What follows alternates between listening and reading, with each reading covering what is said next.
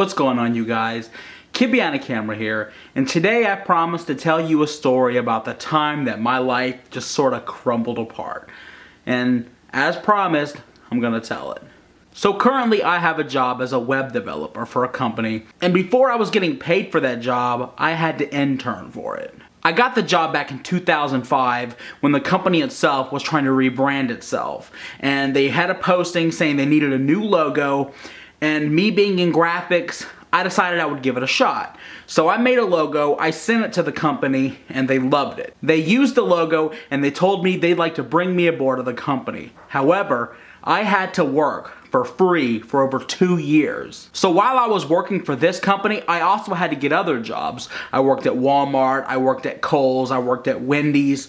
You know, I did all these other jobs so at the same time I could be able to pursue a job with this company. So 2007 comes, and it's already been 2 years. You know, I'm exhausted, you know, just tired all the time. So finally, the boss of the company comes up to me and he says, "Michael, we have a job for you. It may pay pretty substantial, and you'll really get a chance to show what you can do." Of course, I jumped at the opportunity. I was going, yeah, that's exactly what I want. I really want a job like this where I can show what exactly I can do for you guys. So I start getting more details, and the company is developing a package for a Latin singer. I can't really go any further than that. It's a female Latin singer, and she was looking for this whole package for, you know, videos and, you know, graphics and designs and art and the website.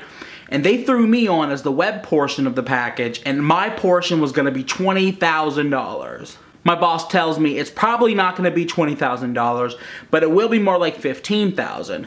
And that was like, oh my god, that's so much money. So I designed this badass website for her. People had to log in, and I had a custom logo, and, you know, Flash music was playing. I went all out, and this thing turned out so amazing. And then it happened. It turned out there was another part of the deal that she just did not like. And they couldn't find a way to, you know, continue the job if she didn't approve of this one part of the job, which meant all of it was gone, which meant I was not getting $15,000. Now the problem with not getting the $15,000 is it was already spoken for. You know, I spent the money before I had it. I was telling Dad, oh, I'm gonna give you $4,000 so, you know, you can go get you a new van. I told Mom I'm gonna go get her some tickets to Graceland. I was gonna buy myself new clothes. You know, I was gonna get myself an Xbox 360 because at the time I couldn't afford it because I was working for free. And I didn't get the job, and I didn't get the money, and I was left as broke as I was before, if not broker, because I was already lifted so high and then just crashed to the ground. I still remember when I got the call, my boss calls me and he says, you know, "Michael, I don't know how to tell you this. The job fell apart." And the whole room was spinning for me. I was just going, yeah, okay. And I hung up and I looked at Dad, and I was trying so hard to hold back tears, and I just said, "I'm not gonna get that job." And I go to the room and I just start crying, and it's serious crying, and there's very few times in my life that I cried as much as I did that day, because it had been 2 weeks of me spilling my heart into this website and logos and reaching out for people for animations and doing everything that I could. I hustled my way to getting everything that I could get for this website to look so good, to be amazing. And then it didn't happen, and I didn't get money. And granted, my boss really tried. You know, he was talking to them, "Hey, what about if we just do the website? You know, let the kid get some money." Because at this point, he felt bad that I was still interning. But it didn't work. I was so deflated. So I'm in the room crying. And Dad comes in. Dad walks in. And no questions, no speaking. He just grabs me and he's holding me. And I'm crying in Dad's arms. And it's so crazy to tell the story because, you know, you seeing Dad on the videos, you wouldn't think that he has this side of him. But he does. I'm crying. And he just holds me. "I know, buddy. I know. I know." So Dad was there for me, and he was hugging me, and he was telling me everything was gonna be okay.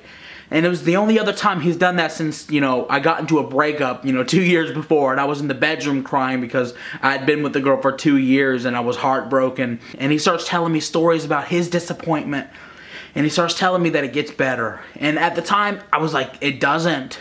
It's not gonna get any better for me, dude. This was $15,000 and I lost it.